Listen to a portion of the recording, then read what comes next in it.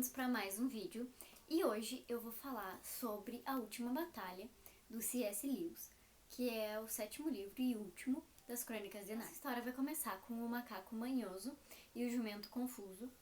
E eles viviam na floresta, né? E aí o macaco sempre dizia que o jumento era muito burro e tal. Um belo dia, eles estavam andando ali na margem do rio e eles viram que tinha alguma coisa flutuando na água. Então, o macaco pegou e disse pro burro, né, pro jumento entrar dentro da água e buscar aquilo pra ele. Daí ele fez ainda chantagem emocional, dizendo que ele ia ficar doente, que o pulmão dele era muito, sensível. E aí o coitado do jumento foi, buscou, e aí viu que era uma pele de leão. E que provavelmente, e que realmente aconteceu isso, um caçador acabou matando um leão que não era falante, né, e largou a pele no rio. Então, disse que era pro jumento ir buscar umas comidas na cidade e que ele ia ficar fazendo uma capa pra ele. Então, assim que ele fez a capa e colocou em cima do confuso, ele ficou exatamente igual a um leão. Não exatamente, tipo, dava pra ver o focinho e tal, algumas outras partes. Então, o rei Tirion, que é filho do Rio, né, e que diz aqui que é o último rei de Nárnia, acabou que eles estavam lá de boa e tal, ele e o seu unicórnio, e de repente eles escutaram eles viram, na verdade, uma ninfa, se eu não me engano, uma ninfa, que foi lá e disse que estavam cortando as árvores, no caso, as árvores vivas, né, que se mexiam, que a gente pode ver também nos livros e no filme, no caso, né. E aí ela acabou morrendo e daí eles foram revoltados lá. E aí lá eles viram os calormanos cortando essas árvores e tudo porque um Aslan mandou eles cortarem essas árvores. E daí eles já estavam revoltados e a gota d'água foi quando os calormanos estavam dando chicotadas em um cavalo. E eles acharam que era um cavalo não falante, porque é crime você comer ou chicotear ou machucar qualquer cavalo falante ou animal falante. E aí eles perceberam que aquilo lá era um cavalo falante e aí o unicórnio e o rei foram pra cima dos calormanos e acabaram matando eles. Eles conseguiram fugir, só que aí eles ficaram arrependidos, pelo menos o rei Tyrion ficou muito arrependido e disse: não, a gente foi pra cima deles como covardes, vamos se entregar. Então eles voltaram, se entregaram, passaram pelo julgamento do macaco, onde eles ficaram super revoltados porque as pessoas, tipo, pelo menos os animais e os anões e tal, estavam acreditando na história do macaco e que o Aslan não podia sair do território dele, lá da cabana dele e tal. O macaco então ordenou que o rei fosse preso numa árvore, sem comida, água, sem nada. Só que daí os ratos, topeiras, coelhos foram lá, deram pra ele beber, acho que vinho, se não me engano. Deram comida, lavaram o rosto dele e foram embora. E aí ele implorou pro Aslan trazer as crianças, né, que ele era super bom em história e as crianças sempre voltavam quando Nárnia precisava. E aí meio que ele foi transportado pra uma sala onde tinha 7 pessoas. E aí todo mundo meio que ficou assustado vendo ele e tal, só que ele tentava falar, ele escutava o que eles estavam falando, mas ele não conseguia se comunicar. E aí ele voltou pro presente, né, dele. Daí ele ficou um tempo ali e aí surgiu 2 crianças, que foi a Gil e o Eustáquio, porque eles eram mais novos da turma e que poderiam voltar pra Nárnia. Um deles tinha se passado uma semana e que aí eles foram, tipo assim, deram tudo um rolê. O e o Pedro foram até a antiga casa do Diggory, que é aquele da primeira história, e pra pegar aqueles anéis que eles usaram pra voltar pra Nárnia. Só que aí eles acabaram nem usando, porque os anéis ainda estavam com o Edmundo e Pedro. Só que quando eles estavam na estação de trem, que tava a Polly, o Diggory, a Gil e o Eustáquio, meio que eles escutaram um barulhão, né? Eles estavam parando com o trem e aí escutaram um barulhão e eles foram parar em Nárnia. Então meio que eles não sabem se foi o que aconteceu, se foi o Aslan agindo e tal, mas eles estavam lá pra ajudar. E solto, eles resolvem ir atrás do unicórnio, então. E aí eles estavam indo, só que a Gil tava super conseguindo se mapear por lá e tal. E aí acabou que ela sumiu num momento, depois, tipo, eles resgataram o unicórnio, ela sumiu e ela conseguiu sequestrar o Confuso e explicou pra tudo o que tinha acontecido, que ele tava muito arrependido, que ele não sabia que ia tomar a proporção que tomou e que ele tava cansado de ficar no estábulo. E aí eles decidiram que eles iam contar pra todo mundo a verdade. Na página 89, a gente vê o que meio que acontece, porque eles resgataram um bando de anões. E acabou que esses anões não acreditavam que realmente existia um Aslan, eles perderam a fé. E aí eu marquei aqui. Tyrion nunca imaginara que o fato de um macaco inventar um falso Aslan pudesse levar as pessoas a deixar de acreditar no verdadeiro Aslan. Então pensa que toda essa história as pessoas, né, e animais começaram a perder a fé que realmente existia um Aslan, que ele era um rei resgatado, unicórnio e confuso. Eles foram pra uma muralha, né, onde os reis sempre tinham a chave, sempre deixavam os mantimentos lá. E eles ficaram por um tempo decidindo o que eles iam fazer. Então eles pensaram, se a gente for lá, né, falar pra verdade pros animais, a maioria pode não acreditar. Então eles resolveram ir atrás do centauro, né, que tava indo até Pair Caravel, provavelmente estava voltando, para pedir auxílio para eles irem, né, contra guerrear com os Calormanos. A ave pousa neles ali e diz que Cair Pavel foi tomada, que os Calormanos chegaram lá, mataram todo mundo e que o centauro estava morto. E aí eles ficaram profundamente tristes porque não existia mais Nárnia, né, porque tecnicamente foi tudo tomado. Então eles decidiram ir até o macaco e contar a verdade para os animais e esperar que algum deles fique do lado dos narnianos, que eles têm um pouquinho mais de chance de conseguir lutar. Antes deles irem na batalha contra o macaco, eles viram um monstro e todo mundo ficou extremamente apavorado.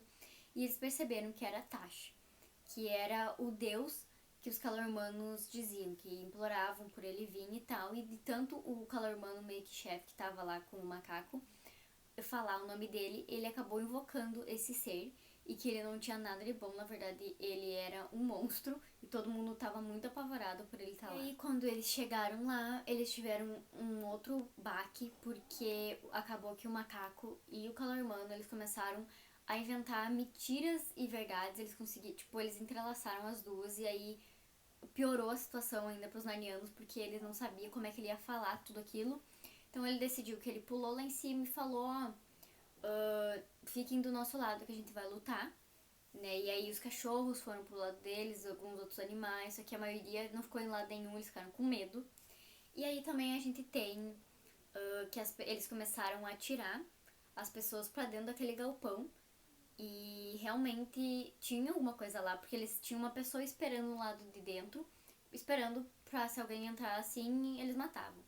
E aí tinha um gato ruivo que ele tava nessa história, e aí ele entrou primeiro pra dizer assim, ai não, não tem nada aqui, eu falei com o Deus e tal. Acabou que tinha um Tasha lá, e aí o gato saiu totalmente apavorado, e ele perdeu o poder de falar. E aí entrou um outro calormano, que também tava, né, que ele, falava tanto de Tesh, acreditava tanto nele que ele queria entrar naquele estábulo. E aí tinha um homem lá esperando pra matar ele, mas o garoto conseguiu matar ele e ficou por lá no estábulo. E eles estavam jogando as pessoas, aí começou uma guerra, e aí os anões não tinham lado nenhum. E acabou que uma hora eles atacavam os Narnianos com flecha, uma outra hora eles atacavam os Calormanos. E aí acabou que eles começaram a pegar, né, o Eustáquio, o Agil, toda a galera lá e jogar pra dentro do galpão. E aí acabou que o rei entrou também no galpão e o que ele encontrou foi totalmente diferente do que ele esperava. Então, pode não parecer, mas temos um convidado especial. Enfim, dentro do estábulo, eles encontraram os 7 amigos de Nárnia, que seria o Diggory e a Polly, Lúcia, Edmundo, Pedro, Gil e Eustáquio.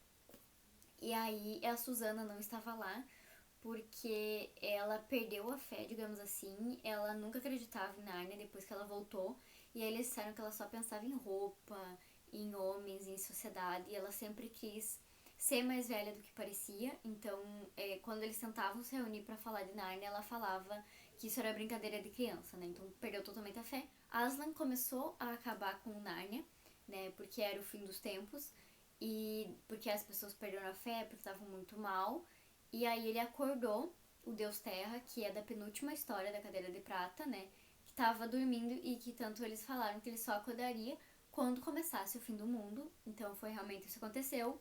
E aí começou a surgir bichos e tal. E meio que abriu uma paisagem onde pessoas que tinham fé e acreditavam no Aslan entravam para aquele mundo que tava meio que... tinha árvore, coisa, tava tudo bem. E quem não acreditava acaba ficando naquele mundo e ia parar de existir, né? Ou ia morrer de susto porque o mundo tava acabando. Página 179, eu vou ler um meio que textão, mas é interessante pra vocês verem. Ao chegarem perto de Aslan, no entanto, uma entre duas coisas se passava com cada uma delas.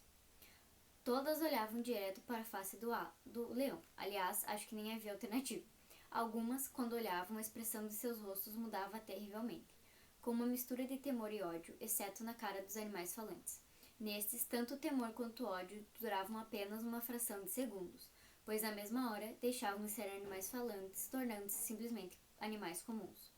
E todas as criaturas que olhavam para Aslan daquele jeito desviavam-se para a direita, isto é, a esquerda do leão, desaparecendo no meio da sua imensa sombra negra, que, como já lhe disse, se espreitava para a esquerda. Do lado de fora do portal, as crianças nunca mais viram essas criaturas. Não sei o que se passou com elas. Outras, porém, olhavam para a face de Aslan e o amavam, embora algumas ficassem ao mesmo tempo muito assustadas. E todas as criaturas entravam pela porta, colocando-se ao lado direito de Aslan. Entre essas havia também alguns seres muito estranhos, né? Então, tipo assim, as pessoas, eles que acreditavam estavam salvos. Então, quando acabou o mundo, né, o Pedro, que foi o grande rei, todo mundo se refere a ele assim, eu acho muito engraçado, fechou a porta, trancou, e aí eles começaram a jornada de caminhada com ela. E eles encontraram aquele calormano que tinha entrado pela porta procurando pelo Tashi, e ele também estava se questionando sobre, porque ele sempre acreditou em Tashi, porque que o Aslan estava acreditando nele e tal. E aí na página 192 o Aslan falou o seguinte: pois eu e ele somos tão diferentes que nenhum serviço que seja vil pode ser prestado a mim e nada que não seja vil pode ser feito para ele. Portanto, se qualquer homem jurar em nome de Tashi e guardar o juramento por amor, a sua palavra, na verdade, jurou em meu nome. Mesmo sem saber, é o que o recompensarei. E se algum homem cometer alguma crueldade em meu nome, então, embora tenha pronunciado o nome de Aslan, é Tashi quem está servindo. E é Tashi quem aceita suas obras. Então, né, basicamente o Aslan seria o bom e o Tashi seria o ruim. E também a gente tem aqui, tipo, como assim eles saíram de uma Nárnia e foram para uma outra? Né, eles estavam caminhando, estavam se sentindo mais alegre, menos com fome, bem. E aí, estavam limpos também da batalha. E aí, meio que a gente tem uma explicação que a Nárnia seria uma cebola. E cada camada que tu tira, tu se aproxima mais de Nárnia. Então, aquela Nárnia que eles estão agora é uma pontinha da verdadeira, digamos assim, que seria o mundo verdadeiro de Aslan, né, que ele sempre estava lá. Tanto que a gente encontrou o rato, o Ripitis, que não lembro o nome dele, que estava lá também, acompanhou eles, chamou eles lá, então, né, tava todo mundo empolgado porque eles começaram a rever pessoas que tecnicamente tinham morrido, tipo, eles viram Caspian, eles viram toda a galera lá. No final da história, então, a gente tem uma revelação que é literalmente no final da história, na página 212. Aconteceu mesmo um acidente com o trem, explicou Aslan. Seu pai, sua mãe e todos vocês estão mortos, como se costumava dizer nas terras sombrias. Acabaram-se as aulas, chegaram as férias, acabou-se os sonhos, rompeu a manhã. E à medida que ele falava, já não lhes parecia mais um leão, e as coisas que começaram a acontecer a partir daquele momento eram tão lindas e grandiosas que não conseguiam descrevê-las.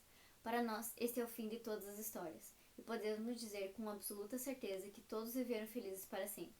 Para eles, porém, esse foi apenas o começo da verdadeira história. Toda a vida deles nesse mundo e todas as suas aventuras em Nárnia haviam sido apenas a capa e a primeira página do livro.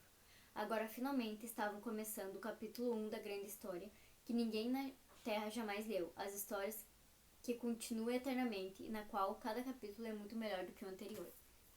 Então, acabou aqui, né, a história, e agora eu tenho alguns pontos para falar para vocês, que o primeiro é que, não sei se vocês sabem, mas dizem bastante que as Crônicas Nárnias têm bastante referência a Deus e tal.